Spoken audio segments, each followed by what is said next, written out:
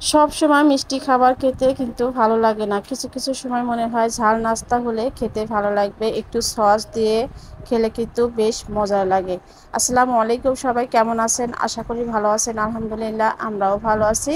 তো আজকে নতুন আরও একটা রেসিপি নিয়ে চলে আসলাম। দেখতেই পাচ্ছেন ঝাল ঝাল সুন্দর লোভনীয় একটা বিকালের নাস্তার রেসিপি।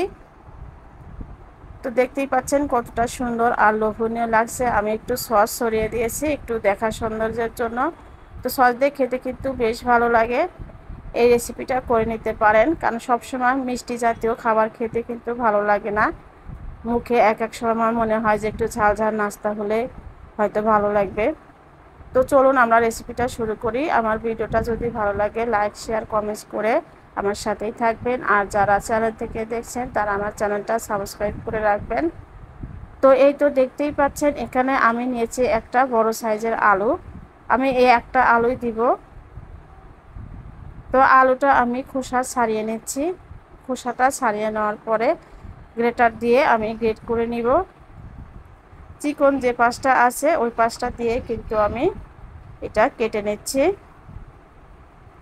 একদম চিকন চিকন করে আমি কেটে নিলাম, দেখতেই পাচ্ছেন। এখন আমি পরিষ্কার পানি দিয়ে ধুয়ে নিব।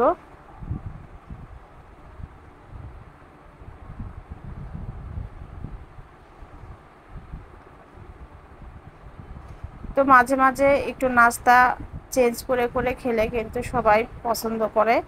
তো এখানে আমি নিয়েছি হচ্ছে পাতাকপি, সিদ্ধ করে আমি ডিপ ফ্রিজে রেখে দিয়েছিলাম। আর আলু দিয়ে দিলাম হচ্ছে কাঁচামরিচ, রসুন আমি 5টা রসুনের কোয়া বড় সাইজের কুচো কুচো করে কেটে নিয়েছি। পেঁয়াজ দিয়েছি আমি বড় সাইজের 3টা। তো ধনিয়ার পাতা ছিল অল্পই, চটপটি বানিয়েছিলাম তো শেষ হয়ে গেছে, অল্প একটু ছিল সেটাও দিয়ে দিলাম। স্বাদ মতো লবণ দিয়ে দিলাম। দিয়ে দিলাম হচ্ছে শুকনো মরিচের গুঁড়ো। এটা কাঁচা মরিচের পরিবর্তে শুকনো মরিচটা টেলেও দিতে পারেন, ওইটা খেতে কিন্তু আরও বেশি ভালো হয়। তো জিরা গুঁড়ো দিয়ে দিলাম। দিয়ে দিলাম হচ্ছে ধনিয়া গুঁড়ো।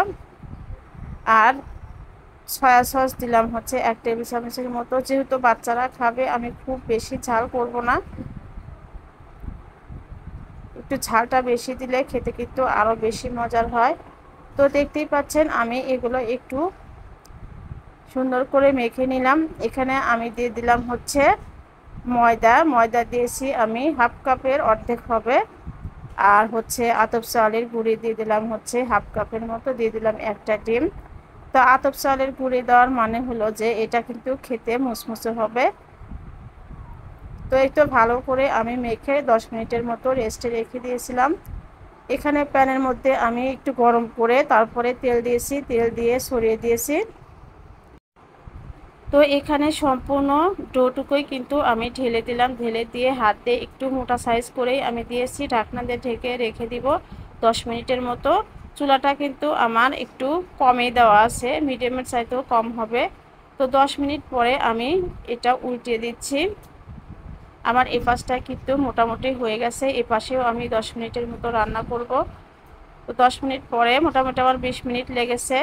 এটা যত বেশি চুলার পর রাখবেন আরও মুচমুচে হবে, খেতে আরও ভালো লাগবে। তো এই তো আমি নামিয়ে নিলাম। এখন আমি কেটে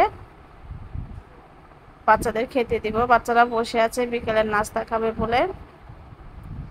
তো এই তো কেটে নিয়েছি, উপর দিয়ে আমি একটু সস দিয়ে দিব। দেখতেই পাচ্ছেন কতটা লোভনীয় আর ইয়ামি হয়েছে, দেখতে অসম্ভব সুন্দর, খেতেও অসম্ভব মজার। এই রেসিপিটা একবার ট্রাই করে দেখতে পারেন, সবাই খুশি হয়ে যাবে। আর আমার রেসিপিটা যদি ভালো লাগে লাইক শেয়ার কমেন্টস করে আমার সাথেই থাকবেন। আল্লাহ হাফেজ।